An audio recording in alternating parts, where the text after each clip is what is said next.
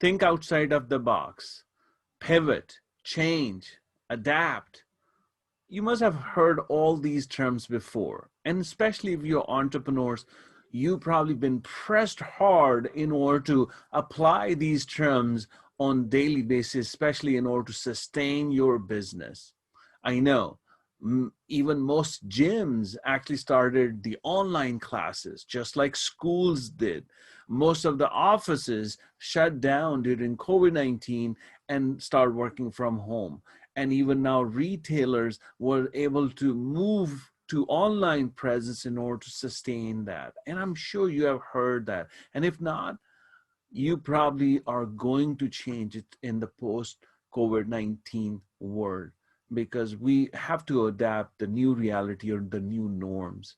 As I was speaking at one of the conference about this change, about this pivot idea, and I shared the one old example of Japanese watermelon. They do is they love watermelons, in Tokyo or Japan overall, because it's so overly populated, the real estate is very expensive. So they don't have enough real estate in order to bring all the merchandise and commodities. So at times in Tokyo, the retailers refused to carry watermelons anymore because they were round and they were big, bulky, and they couldn't store that in the shelves or arranged that way. They said so it's a cost of holding them were more than customer service. So they said, no, we will not be able to take that anymore. So what farmers do who had the whole fields for watermelons, they wouldn't be able to change or do anything what watermelons grow up to be. Once the retailer refused to take the watermelons because they were out of shape and not able to store anymore, most of the farmers was thinking, what we're going to do? They probably will run out of business because that's all they had in their fields.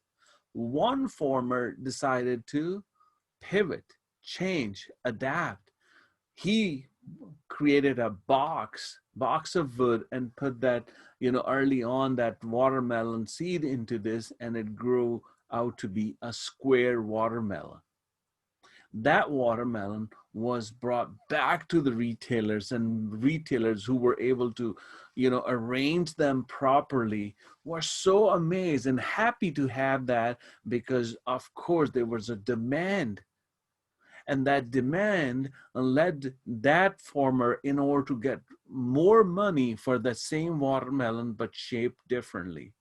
Nowadays, you see the watermelons in Japan, especially, comes in all different shapes and sizes. And in fact, and then they are for, especially for Valentine, they actually make them in the heart shaped as well. The idea is wanted to share is, when you hear pivot, change, adapt, it is true, and world have seen this a number of times.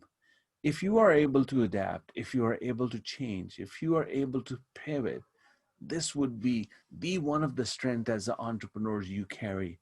And if you execute it effectively, you will be able to see, you're going to reap the rewards, and you will be able to get more benefit of it when you used to have previously.